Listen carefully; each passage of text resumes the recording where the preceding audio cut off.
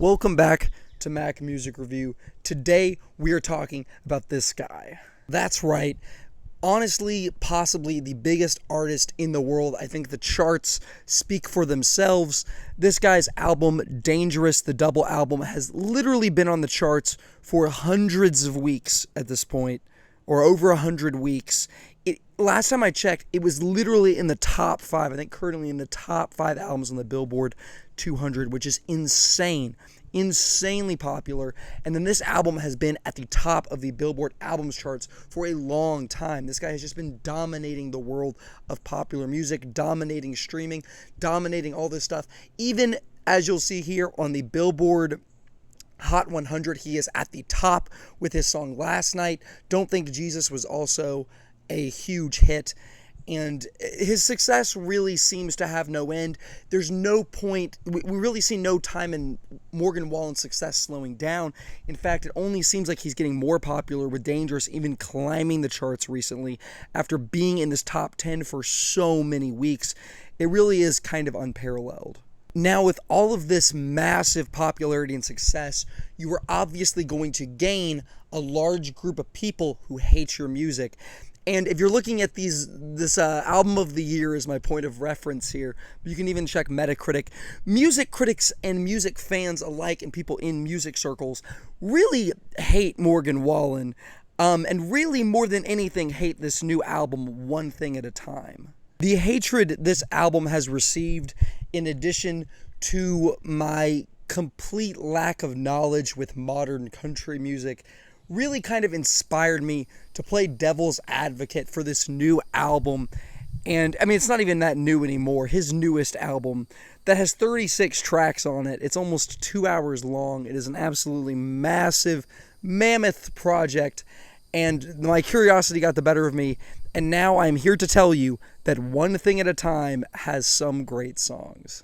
The first track on this album that really stands out to me in a positive way is Born with a Beer in My Hand. The song examines alcoholism and kind of addiction to drinking beer, both from the perspective of country artists in general and people born in the South, like a man born in the South, and from Morgan Wallen's perspective personally, talking about how he's sober, but he's not really, and he's this draw and this drive, and the hook is great. I'm loving the guitar on this track. The atmospheric effects really work in the song's favor, all the little effects. And yeah, it's just a really strong hook, and I legitimately just think it's a great country song. 8 songs later on this album, a track immediately caught my attention with the production, and that song was I Wrote the Book. This track has a muddy kind of country hip-hop beat. Like, I think it is the most hip-hop / rap inspired instrumental on the entire album. But then lyrically, you have Morgan Wallen, and this is something that you see throughout the album, and I think throughout his music in general, is this struggle and this duality of like Christian faith and living in a way that is not correspondent to that, in a way that is not in congruence with his Christian faith or his Christian upbringing. And this is a song where he talks about how he wrote the book on drinking.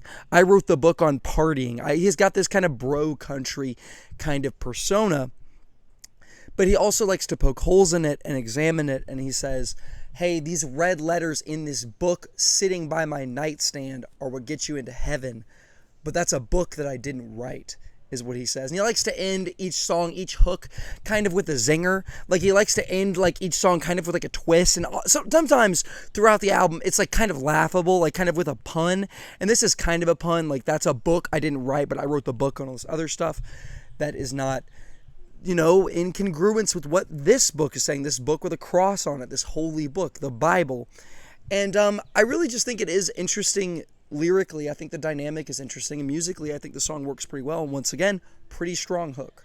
I Wrote the Book is immediately followed up by what I think is definitely one of the best songs on the album, Tennessee Numbers. Tennessee Numbers is kind of an earnest breakup song, or better described as I Want You Back song, where this girl from the West Coast that Morgan Wallen liked, was in love with, broke up with him, and he gets drunk and he tries to call her, and she doesn't pick up the phone, and he's saying, this is what I would have said if you do pick up the phone. And really, musically more than lyrically, this song really gets me. It sounds really, really nice. You have all the different production. You got the drums, you got the twangy guitar, you have some electric guitar, you have the effects. It all just comes together. Once again, very solid hook, very solid vocals. I didn't mention that earlier, but I do think Morgan Wallen can really deliver vocally when he's really trying, especially putting more energy and oomph into his voice, which he doesn't always do. Like on the song Last Night, I'll just briefly mention that. That song just sounds kind of lazy to me, and lyrically is kind of boring. Even though musically I do like this song. I don't think it's one of the better songs in the album, or I don't even think it's a great song. But I'm just mentioning that because I do think vocally this song is pretty good, and I think a lot of his music is very good from a vocal perspective. If you can excuse the pun at the end of this chorus, as he does throughout the album, just kind of ending it on a pun or like a cheeky little reference, the song F1 50/50 is pretty good. It truly is just a windows down, good feeling, not too fun, not too energetic, but it's just a windows down kind of fun, light love song. With a reference to a Ford, reference to a truck. And yes, I did have to look that up because I am not a car person. And I may have been born in Alabama, but I am not a country boy. I didn't get the reference, but it's just a fun song, and musically I really like this one. Once again, just with the what I said earlier with Tennessee Numbers, I think musically it's standing out a lot more than it's standing out lyrically, but I'm really loving this hook. I'm liking these vocals. I'm liking this music. It's a great song. Thought You Should Know is a very earnest ballad about Morgan Wallen's mom, kind of, I guess, sort of, where he's singing to her and saying, hey, I thought you should know, this is where I am right now in my life. You get to hear some information about his family dynamics, and it's just an earnest ballad, and it just, I mean, more musically, it stands out more lyrically than musically, because the song really does feel coming from like a heartfelt place. And just kind of giving his mom an update on his life and thinking, hey, I think you should know these things. I think you should know that those prayers finally got through, and I think I'm changing for the better, all that kind of stuff. And, you know, it just works for me. The next 10 tracks on the album are pretty freaking mid. Like, there's not a lot of great stuff. And then you get to the lead single for this album, the one that kicked it off. I think it was the lead single, or at least the one that made me aware of the album and really kind of made me look at Morgan Wallen in a different light, is the song Don't Think Jesus. Everybody loves a redemption story. And this song, when it came out, I think raised some eyebrows because it came out after Morgan Wallen was in a little bit of heat. And then he kind of, you know, it's like, oh man, this stuff happened, there's a situation, and he just comes back with a song.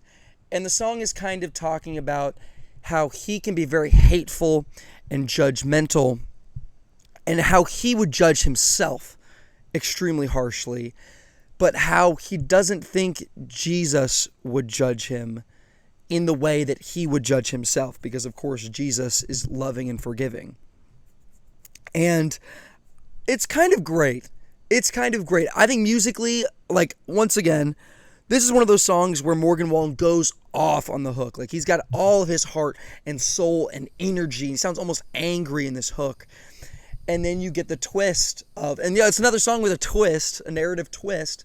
He's talking about, man, this is what I would say to myself, but I don't think Jesus would treat me like this, would judge me the way that I judge other people. And that's just a really good thing to think about. Like, I am a Christian, and it's just kind of something that I have to be like, you know, it helps me to like hear this message and like be like, hey, I can be more loving and more understanding and less judgmental, because I am a pretty judgmental person. And I was very judgmental of Morgan Wallen too with the whole situation. Like, but then I think, I honestly, you say what you will about this song. You may hate this song. You may say it was done in very poor taste, and you can definitely read it in poor taste and say he's not being genuine, but I'm going to give him the benefit of a doubt and say that this is a great song. And then the next like 6 songs kind of suck. Outlook is okay, but it's not a great song. Yeah, the album itself is not very good, guys. I'm going to be honest. Like, I have highlighted in this video 6 tracks, which I thought were great, out of literally 36. So, that's a fat F. That's like a 30%. If this album was graded like a test, that's like a 30%. That is kind of how I grade albums actually when I give things a score. So it really is a bad album in my opinion. But you don't want to throw the baby out with the bathwater. There's a couple babies in here, if you know what I'm saying. If that's not too weird of an analogy. But there's some good songs on this album, you know? It's got some bad songs. It's got some good songs. I'm curious, are there any songs from this album that really stuck with you, that you really enjoy, that I didn't shout out? Man Made a Bar was kind of an interesting track. I sort of liked that, even though it was a little bit too silly and corny by the end for me to fully get behind it. I think that song sounded all right. Yeah, I'm curious as to what's standing out from you, or do you hate Morgan Wallen? What are your thoughts? Let me know in the comments, and have a great rest of your day.